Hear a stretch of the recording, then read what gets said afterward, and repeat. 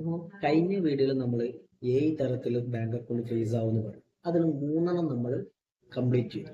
ഇനി ആ കൂട്ടത്തിൽ വരുന്നതിൽ ഏറ്റവും പ്രധാനപ്പെട്ട MHA പ്രകാരം വരുന്ന ഫ്രീസ്, അതായത് മിനിസ്റ്റർ ഓഫ് ഹോം അഫയേഴ്സ്.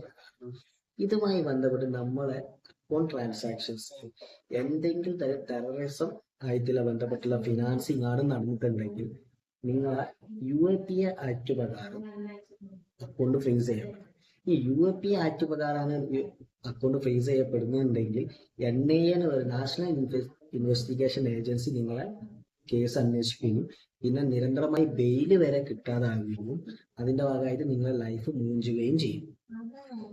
പിന്നെ ഉള്ളത് പറഞ്ഞാൽ സ്വാഭാവികമായിട്ട് നമ്മളൊരു ഡിസ്പ്യൂട്ട് കേസ് നടക്കുക, കോടതിൻ്റെ അകത്ത് വരുന്ന ഡിവോഴ്സ് കേസുകളോ കാര്യങ്ങൾ മറ്റു സമയത്ത് നമ്മളെ അക്കൗണ്ടിൽ പണം ഉണ്ടാവുക. അതിൻ്റെ ഭാഗമായിട്ട് അതൊരു ഇന്ററിം ഓർഡർ വാങ്ങിയാണ്ട് എന്ത് ചെയ്യാൻ പറ്റും, ബാങ്ക് അക്കൗണ്ട് ഫ്രീസ് ചെയ്യാൻ പറ്റും.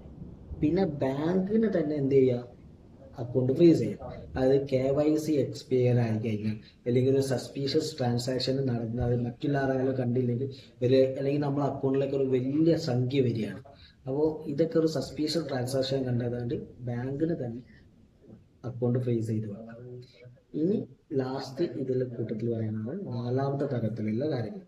അതായത് നമ്മൾ ഒരു ലോൺ എടുക്കുകയും ആ ലോൺ തിരിച്ചടക്കാതെ വരികയും ചെയ്യുമ്പോൾ അതേ ബാങ്കിന്റെ അകത്ത് അല്ലെങ്കിൽ വേറെ ബാങ്കുമായിട്ട് നമ്മളെ ഈ ലോണ് ഉള്ള തുക ഉണ്ടെങ്കിൽ അതിന് ആവശ്യമായതിൽ അതിന്റെ അടുത്തുള്ള തുകകളൊക്കെ ഉണ്ടെങ്കിൽ അത് വെച്ച് കോടതി മുഖേന ഇവർക്ക് സർഫേസ് വെച്ചിട്ട് ബാങ്ക് അക്കൗണ്ട് ഫ്രീസ് ചെയ്യാം.